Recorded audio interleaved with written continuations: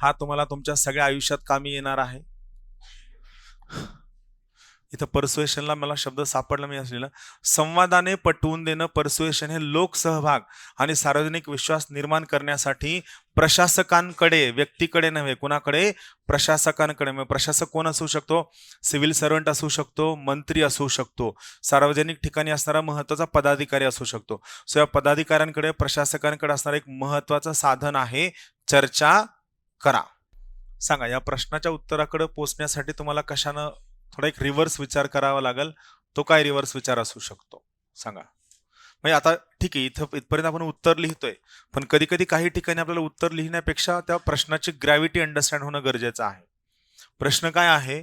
संवादाने पटवून देणं म्हणजे परसुएशन हे लोकसहभाग आणि सार्वजनिक विश्वास निर्माण करण्यासाठी प्रशासकांकडे असलेलं एक महत्वाचं साधन आहे. एक महत्वाचं साधन आहे याचा अर्थ मला सांगा, प्रशासकांकडे आणखीन काही साधनं आहेत का? आहेत ना, खूप सगळी साधनं आहेत. जोर जबरदस्ती करणं, कायद्याचा वापर करणं, लाठीचार्ज करणं, तुमच्या मनाच्या विरुद्ध जाणं, तुमची घरं तोडणं, तुमची संपत्ती जप्त करणं, ईडी सीबीआय वापरणं, खूप सगळ्या गोष्टी आहेत की नाही. पण इथं यांचं म्हणणं काय आहे? यांचं काय म्हणणं आहे? सो इथं हा कॉन्ट्रास्ट आहे. प्रश्नाचा कल समजून घ्या, प्रश्नाचा कॉन्ट्रास्ट आहे. त्यांचं काय म्हणणं आहे की तुम्हाला दोन गोष्टी करायच्यात. कोणत्या दोन गोष्टी करायच्यात? पहिलं, तुम्हाला लोकांचा सहभाग वाढवायचा आहे. लोकांचा सहभाग का वाढवायचा आहे? कारण त्याशिवाय लोकशाहीचं बळकटीकरण नाही होणार. करेक्ट आहे. अर्ध्या निम्म्या लोकांनी चाललेली सगळी सत्ता या ठिकाणी फायद्याची नाही. लोक सहभाग वाढवायचा आहे आणि फक्त लोक सहभाग महत्वाचा नाहीये, तर लोकांमध्ये सार्वजनिक विश्वास सुद्धा निर्माण करायचा आहे. मग लोकांचा सहभाग खूप सगळ्या पद्धतीने वाढवू शकतो. करेक्ट आहे की नाही? मतदानाच्या अगोदरच्या दिवशी दारू दिली, मटण दिलं, पैसे दिले, लोक सहभाग वाढवतो, बरोबर. पण त्याच्यानंतर सरकारवर लोकांचा विश्वास असतो का? नाही. सो महत्वाची गोष्ट, मग महत्वाची गोष्ट, हा जो संवादाने पटवून देणं हा आहे locus. Persuasion is a locus. आणि हा लोकस आपल्याला कशासाठी वापरायचा आहे? हा वापरायचा आहे लोक सहभाग F1 आणि सार्वजनिक विश्वास निर्माण करणं F2. या दोन फोकससाठी स्ट्रेट फॉरवर्ड प्रश्न आहे. मी या ठिकाणी एक इंट्रो लिहून दिले बघा. इथं जे मी आता सगळं सांगितलं हे माईट बी उत्तरात लिहायचं नाहीये, पण तुम्हाला त्या प्रश्नाचा उत्तरापर्यंत पोहोचण्यासाठी हा पर्स्पेक्टिव्ह महत्वाचा आहे की मला जर लोकांवर लोकांचा सहभाग वाढवायचा आहे आणि मला जर लोकांचा विश्वास निर्माण करायचा, माझ्याकडे काय काय साधनं आहेत. खूप सगळ्या साधनांपैकी मला सगळ्यात प्रायोरिटीवाला काय वाटतं? लोकांचा संवाद वाटतो, परसुएशन वाटतं. मग त्याचं महत्व काय बघा. या ठिकाणी इंट्रो देताना काय केलंय? संवादानं पटवून देणं म्हणजे जबरदस्ती न करता संवाद, कारण मीमांसा. कारण मीमांसा म्हणजे काय? आपण जे डिस्कस करतो याची कारणं देणं, तर्कशक्ती. मी तुम्हाला म्हणलं की आज हे पर्टिक्युलर क्लास होणार नाही सर, तुम्ही रोजच नाही म्हणता, आम्हाला कारण तरी द्या जेणेकरून तुमच्यावर विश्वास येईल. कारण मीमांसा. गेटिंग? येस, हसं आलं चांगला. ठीक आहे. कारण मीमांसा देणं. तिसरी सगळ्यात महत्वाची गोष्ट नैतिक अपील. अपीलला काहीतरी मराठी शब्द असणार आहे.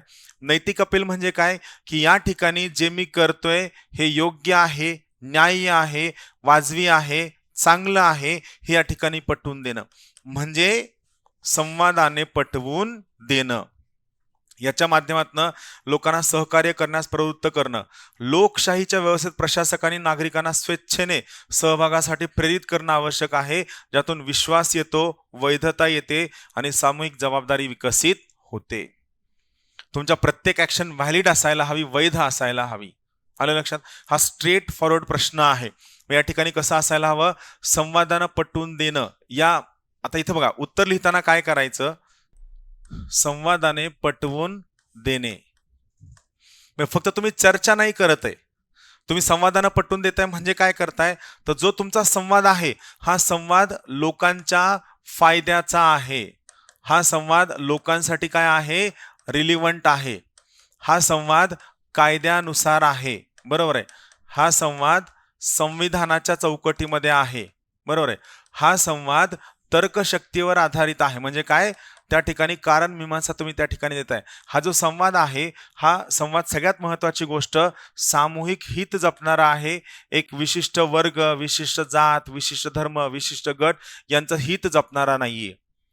आणि हे केव्हा होऊ शकतं? हे मी संवादामधनं तुम्हाला पटवून देतोय. तेव्हाच हे होऊ शकतं. मग मला सांगा, जर या सगळ्या गोष्टी या ठिकाणी संवादामधनं पटवून दिल्या तर ऑटोमॅटिकली तुमचा सहभाग वाढेल की कमी होईल? वाढेल. सहभाग, आणि महत्वाची गोष्ट, तुमचा सहभाग का वाढेल? Because you trust the system. Correct आहे. तुम्हाला का सहभाग वाढेल? कारण तुम्हाला सिस्टीमवर विश्वास आलेला आहे. सो याचा फायदा काय होईल? तुमचा सहभाग वाढेल. सहभाग वाढला की तुमचा विश्वास वाढेल. का विश्वास वाढेल? कारण तुम्ही सहभागी झाल्यानंतरही त्या ठिकाणी संवादाची तत्व कमी होत नाहीयेत. आणि मग याचा परिणाम काय होईल? याचा परिणाम होईल तुम्हाला नैतिक प्रशासन मिळेल. नैतिक प्रशासन मिळेल, नैतिक सुशासन मिळेल. नैतिक प्रशासन इथिकल गव्हर्नन्स, नैतिक सुशासन इथिकल गुड गव्हर्नन्स. परत उत्तर लिहिताना काय करायचंय? संवादानं पटवून देणं म्हणजे काय? तुम्हाला कायदा माहित नसतो, तुम्हाला संविधान माहित नसतं, तुम्हाला नियम माहित नसतात. हे करू नको. का करू नको? मी करणार. पण तू असं केल्यानंतर असं असं होऊ शकतं म्हणून करू नको. आपण त्याला गेलं पटकन त्याला रागवलो, त्याला पनिशमेंट केली किंवा काय होतं, माणूस रिपल्सिव्ह होतो. माणूस त्याच्याऐवजी काय करा? पटवून सांगा. ती बघ, ती लोक तो नियम फॉलो करतात, तो फॉलो करतो, एवढा मोठा मंत्री फॉलो करतोय, आपण फॉलो करायला काय हरकत आहे? आलं लक्षात? सो पटवून दिल्यानंतर, पटवून देण्याचा अर्थ काय? जबरदस्ती न करणं, त्यांच्या संमती घेणं. ऑटोमॅटिकली सहभाग वाढतो, विश्वास वाढतो, आणि सगळ्यात मोठा फायदा काय होतो? गोष्टींना वैधता मिळते. सहभाग वाढला, विश्वास वाढला, वैधता मिळते, आणि वैधता मिळाली की ऑटोमॅटिकली काय मिळते? संमती मिळते. मला सांगा, ज्या ठिकाणी तुम्हाला विश्वास आहे, जी गोष्ट तुम्ही बघितलेली आहे, जी तुम्हाला व्हॅलिड वाटते, त्या ठिकाणी तुमची संमती असते की नाही? सो ही संमती मिळाली नैतिक प्रशासन और नैतिक सुशासन. हा फ्लो चार्ट आहे. या पद्धतीने उत्तरापर्यंत पोहोचायचं. म्हणजे तुम्हाला टेक्निकली लक्षात येतं का? आपल्या सिलेबसमध्ये जेवढे पॉइंट आहेत, या प्रत्येक पॉइंटचे जेवढे डायमेन्शन्स आहेत, तेवढ्या डायमेन्शनचे टायटल्स फक्त तुम्हाला वाचायचे. मधला अर्थ तुम्हाला माहित नसला तरी मधला अर्थ लिहायला वेळ आहे कोणाकडे? तेवढे शब्द कोणाकडे आहेत? Now this is the reason why UPSC calls catch them young. हे सगळ्यात मेन कारण आहे की 21-22 वर्षाची पोरं पटकन UPSC पास होतात आणि बाकीची जनता संघर्ष करत असते की नाही, आम्हाला अभ्यास करायचा, हार्डवर्क करायचं, कष्ट करायचे, वाचत वाचत एवढं नॉलेज येऊन जातं की मग ते त्या नॉलेजमध्ये म्हणतात की UPSCला चांगली लोक नको होती म्हणून त्यांनी आम्हाला फेल केलं, किंवा ते शेवटी सिस्टीमवर डाऊट घ्यायला सुरू होतात. सिस्टीमवर डाऊट घेण्यात अर्थ नाहीच आहे. समोरच्या माणसाला तुमचा पेपर अपिलिंग वाटला, he will give you marks. त्याला तुमचा पेपर अपिलिंग नाही वाटला तर तुम्हाला मार्क्स नाहीच देणार आहे. आणि अपिलिंग का वाटत नाहीये? कारण तुम्ही काहीतरी भडाळ्या मारत राहता, काहीतरी विचारलंय, तुम्ही मनचं काहीतरी लिहित असता. विचारलंय त्याचं काय नाही की मुद्दे सुद्धा 1 2 3 4 5 6 पॉईंट, अरे 6 पॉईंट येतात, त्यापैकी पहिले 3 रिलिव्हंट आहेत, चौथा रिलिव्हंट नाहीये, पुढचे 2 रिलिव्हंट आहेत, लेट्स गिव्ह हिम मार्क्स.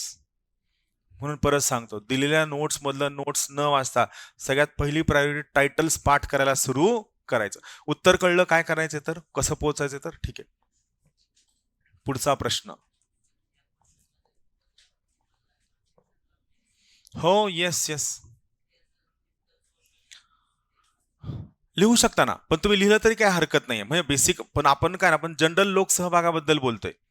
पण हे होत असताना जर तुम्ही संवाद हा शब्द वापरला, तुम्ही कन्क्लूड करताना लिहिलं की संवादाचा सगळ्यात मोठा फायदा काय?